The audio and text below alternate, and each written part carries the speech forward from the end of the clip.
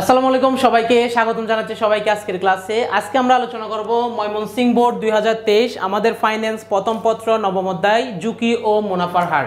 আমরা গত ক্লাসে আদর্শ বিচ্যুতি নিয়ে আলোচনা করেছিলাম এবং একটা বোর্ড কোশ্চেন সলভ করেছিলাম। আজকে আমরা সেই আদর্শ বিচ্যুতির ময়মনসিংহ বোর্ড 2023 সালের প্রশ্নটা সলভ করব। শুরুতে একটু যদি আমরা খেয়াল করি প্রশ্নটা, জনাব আজিম নিচের দুইটি সিকিউরিটির মধ্যে ভালো সিকিউরিটিতে বিনিয়োগে আগ্রহী। সিকিউরিটি দুটির আয়ের হার নিচে দেওয়া হলো। আচ্ছা, একটা হচ্ছে সিকিউরিটি এম, একটা হচ্ছে সিকিউরিটি এন। দেখো সিকিউরিটি এম এর প্রথম বছর, দ্বিতীয় বছর, তৃতীয়, চতুর্থ এবং এনেরও আয়ের হারগুলো আমাদের দেওয়া রয়েছে। এবং গ নাম্বারে কি বলেছে একটু খেয়াল করো, সিকিউরিটি এম এর পরিমিত ব্যবধান নির্ণয় করো। পরিমিত ব্যবধান মানে হচ্ছে আদর্শ বিচ্যুতি নির্ণয় করতে বলা হয়েছে। আদর্শ বিচ্যুতির অনেকগুলো নাম আছে, আদর্শ বিচ্যুতি, পরিমিত ব্যবধান, স্ট্যান্ডার্ড ডেভিয়েশন, সিগমা, যে কোনো একটা দেওয়া থাকতে পারে। তাহলে ফার্স্ট অফ অল আমাকে বলেছে এম এর আদর্শ বিচ্যুতি নির্ণয় করো। তাহলে আমরা এম এর আদর্শ বিচ্যুতি নির্ণয় করি। তোমরাও খাতা কলম নিয়ে রেডি হয়ে যাও, আমার সাথে একসাথে ম্যাথটা সলভ করার ট্রাই করো। আদর্শ বিচ্যুতি নির্ণয়ের ক্ষেত্রে আমরা জানি আদর্শ বিচ্যুতির সূত্র হচ্ছে দুইটা, একটা হচ্ছে সম্ভাবনার মান দেওয়া থাকলে, একটা হচ্ছে সম্ভাবনার মান দেওয়া না থাকলে। আমি পুরো প্রশ্ন দেখো এখানে কোনো সম্ভাবনার মান দেওয়া নেই, তার মানে আমাদের সম্ভাবনার মান দেওয়া না থাকলে আদর্শ বিচ্যুতির সূত্রটা ইউজ করতে হবে। তাহলে ফার্স্ট অফ অল আমরা এম কোম্পানির আদর্শ বিচ্যুতি নির্ণয় করব। আর সম্ভাবনার মান দেওয়া না থাকলে আদর্শ বিচ্যুতির সূত্রটা হচ্ছে আদর্শ বিচ্যুতি সমান root over summation R I minus R bar square divided by N minus one. এটা হচ্ছে সম্ভাবনার মান দেওয়া না থাকলে আদর্শ বিচ্যুতি নির্ণয়ের সূত্র। এই আদর্শ বিচ্যুতি নির্ণয় করার জন্য আমার আবার আর বার নির্ণয় করতে হবে, কারণ আর বারটা এখানে আমাকে বসাতে হবে। তাহলে আর বার নির্ণয়েরও দুটো সূত্র আছে, একটা সম্ভাবনার মান দেওয়া থাকলে, একটা সম্ভাবনার মান দেওয়া না থাকলে। এখানে যেহেতু সম্ভাবনা নেই তাহলে আমাদের আর বার সমান হচ্ছে summation R I divided by N. এটা হচ্ছে আমাদের ফর্মুলা। তাহলে স্যার আমরা আর আইটা নির্ণয় করে ফেলি। আর আই মানে হচ্ছে স্যার সামেশন আর আই, আর আর আই মানে হচ্ছে এই যে দেখো আয়ের হার মাইনাস 10, 5, 20, 35। তাহলে মাইনাস 10 প্লাস 5 প্লাস 20 প্লাস 35। আমরা সবগুলো আর আই যোগ করে দিলাম। এই যে এখানে এটা দেখা যাচ্ছে না, এটা আমি আর একটু ইয়ে করে লিখি 35 ডিভাইডেড বাই এন। এন মানে বছর। এটা কয় বছরের ম্যাথ দেখো তো, এটা হচ্ছে 4 বছরের ম্যাথ। তাহলে এটা যদি 4 বছরের ম্যাথ হয় আমাদের এন এর মান কত? আমাদের এন এর মান হচ্ছে 4, এই যে 4। তাহলে স্যার এবার আমরা এগুলো সবগুলো কি করব, ক্যালকুলেটরের মাধ্যমে যোগ করে তারপর ভাগ করব। তাহলে প্রথমে আমরা দেখো 5 যোগ 20 যোগ 35, তারপর হচ্ছে আমাদের মাইনাস 10। তাহলে এখানে আমাদের আনসার আসবে হচ্ছে 50। আর 50কে যদি আমরা 4 দিয়ে ভাগ করি তাহলে আমাদের আর বার আসছে হচ্ছে 12.5%, 12.5। এটা হচ্ছে আর বার। তাহলে আমি আদর্শ বিচ্যুতি নির্ণয়ের জন্য আর বারটা নির্ণয় করে ফেললাম। এবার আমরা এখানে মানগুলো বসিয়ে দিব। দেখো রুট ওভার, প্রথমে হচ্ছে আর আই, আর আই মানে হচ্ছে আয়ের হার। প্রথম আয়ের হার কত দেখো তো, মাইনাস 10। তাহলে মাইনাস 10 মাইনাস আর বার কত বের হয়েছে 12.5, 12.5 স্কয়ার। সামেশনের জন্য প্লাস, এই যে প্রথমটার কাজ শেষ। এরপর আমরা এটার কাজ করব 5। এরপর হচ্ছে 5 মাইনাস আর বার হচ্ছে 12.5, এদিকে হচ্ছে স্কয়ার। এরপর হচ্ছে প্লাস, এটার কাজও শেষ। তারপর হচ্ছে 20, তারপর আমরা কাজ করব 20 মাইনাস 12.5 স্কয়ার প্লাস। এরপর হচ্ছে 35, এখন হচ্ছে 35 মাইনাস 12.5 স্কয়ার। আমরা উপরের কাজটা শেষ করলাম। এরপর নিচে হচ্ছে divided by N minus one. এখানে দিলাম divided by N minus one. N মানে হচ্ছে 4 বছর, বছর হচ্ছে 4 বিয়োগ 1। তাহলে স্যার এরপর আমরা নিচে যেহেতু জায়গা নেই, কাজটা আমি এই পাশে করতেছি, এক পাশে কাজটা করতেছি। ওকে, এখানে আর বারটা মুছে দিচ্ছি। তোমরা একটু ট্রাই করবা ভেঙে ভেঙে করার জন্য, কারণ পরীক্ষায় কিন্তু ভেঙে ভেঙে না করলে নাম্বার দিবে না। আমি নিচের কাজটা উপরে করতেছি। তাহলে বা আমরা এখন এই কাজগুলো করব। তোমরা ক্যালকুলেটর নাও, আমি ক্যালকুলেটর নিয়ে করতেছি। দেখো প্রথমে হচ্ছে মাইনাস 10 মাইনাস 12.5। তাহলে মাইনাস 10 মাইনাস 12.5 হোল স্কয়ার। প্রথমটা আসবে হচ্ছে 506.25, ঠিক আছে, রুট ওভার 506.25 প্লাস। এরপর আমরা দ্বিতীয় কাজটা করব 5 মাইনাস 12.5 স্কয়ার। এটা আসবে হচ্ছে 56.25, 56.25 প্লাস। এরপরে কাজটা করব 20 মাইনাস 12.5 স্কোয়ার, এটা আসবে হচ্ছে 56.25, এটাও 56.25। এরপর হচ্ছে প্লাস শেষের কাজটা হচ্ছে 35 বিয়োগ 12.5 স্কোয়ার, এটা আসবে হচ্ছে 506.25, 506.25। আর নিচে হচ্ছে 4 বিয়োগ 1, 4 থেকে 1 বিয়োগ করলে হচ্ছে 3। এবার আমরা সবগুলো একসাথে যোগ করে দিব। 506.25 প্লাস 56.25 প্লাস 56.25 প্লাস 506.25, এখানে আসছে হচ্ছে 1125। এই সবগুলো যোগ করলে পাই √1125 ভাগ 3। ওকে, তাহলে 1125কে আমরা 3 দিয়ে ভাগ করব, 1125 ভাগ 3, আমাদের আনসার আসে হচ্ছে 375, √375। এবার 375কে যখন আমি √ওভার করে দিব তাহলে আমাদের আনসার চলে আসবে হচ্ছে 19.36, 19.36%। এটা হচ্ছে আমাদের সিকিউরিটি এম এর পরিমিত ব্যবধান বা আদর্শ বিচ্যুতি নির্ণয় করতে বলা হয়েছে। আমরা সিকিউরিটি এম এর পরিমিত ব্যবধান বা আদর্শ বিচ্যুতি নির্ণয় করলাম।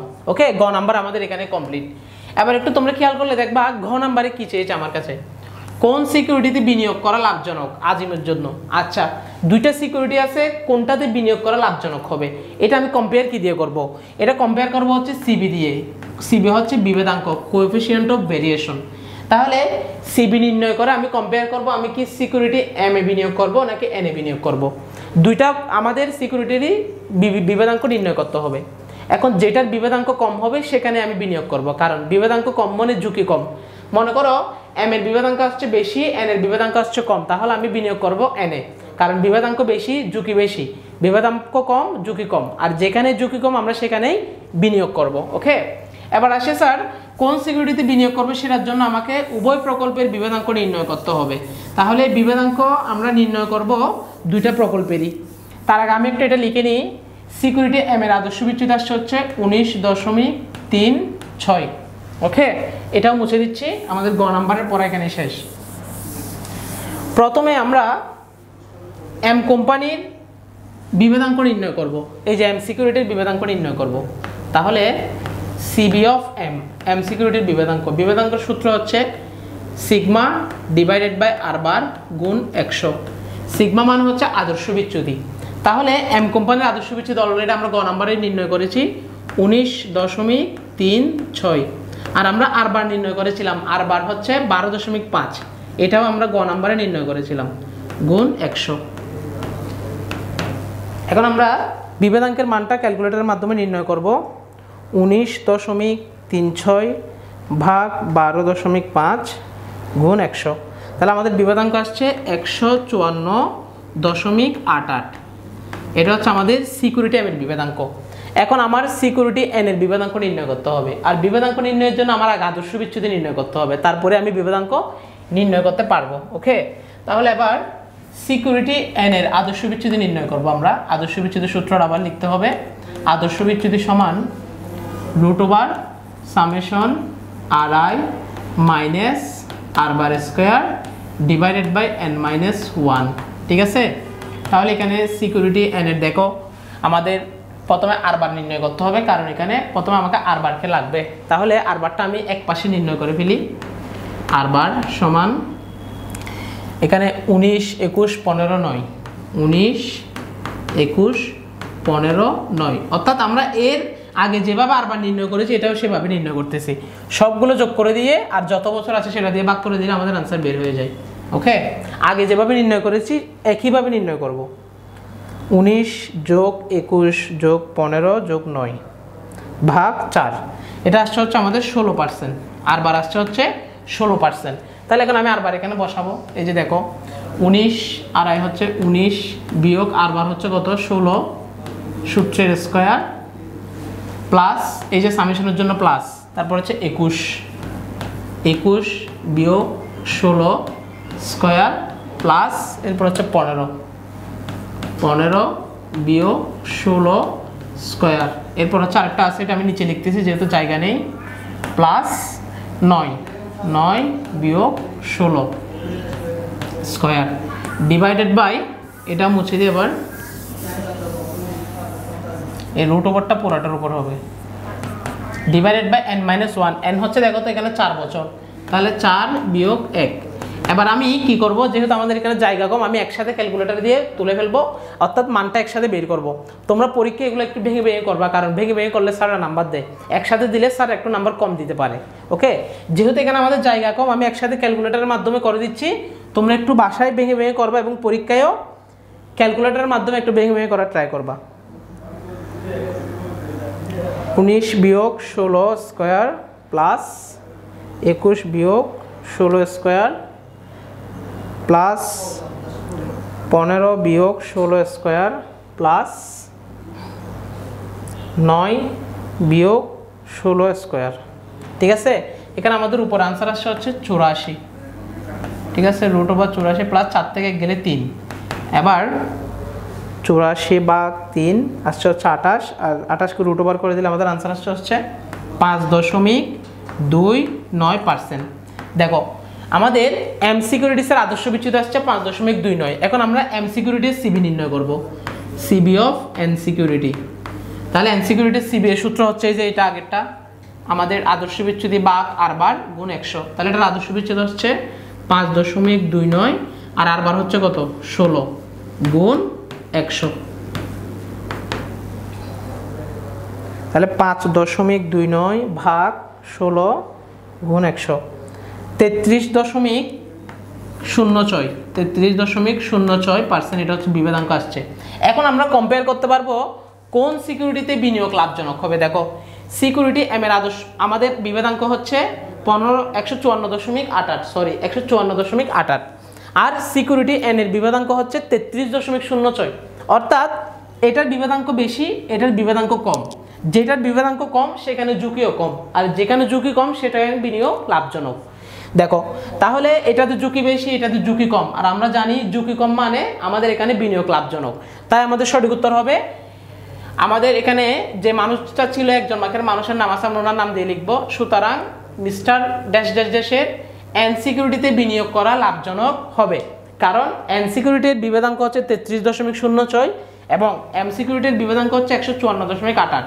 অর্থাৎ এন সিকিউরিটির বিভেদাঙ্ক কম, আর আমরা সবাই জানি বিভেদাঙ্ক কম মানে ঝুঁকি কম, আর যেখানে ঝুঁকি কম সেখানে বিনিয়োগ লাভজনক। এইটা লিখে দিলে তোমাদের অঙ্ক পুরোপুরি কমপ্লিট। আশা করি তোমরা খুব সুন্দর করে বুঝেছো। ময়মনসিংহ বোর্ডটা আমরা সলভ করলাম। নেক্সট কোনো ক্লাসে আমরা নেক্সট কোনো বোর্ড কোয়েশন সলভ করবো, অথবা তোমার যে বোর্ড কোয়েশনটা জব দরকার তুমি সেটা একটু কমেন্ট বক্সে জানাবা, আমি অবশ্যই সেটা সলভ করবো। দেখা হবে পরবর্তী ক্লাসে। সবাইকে আসসালামু আলাইকুম।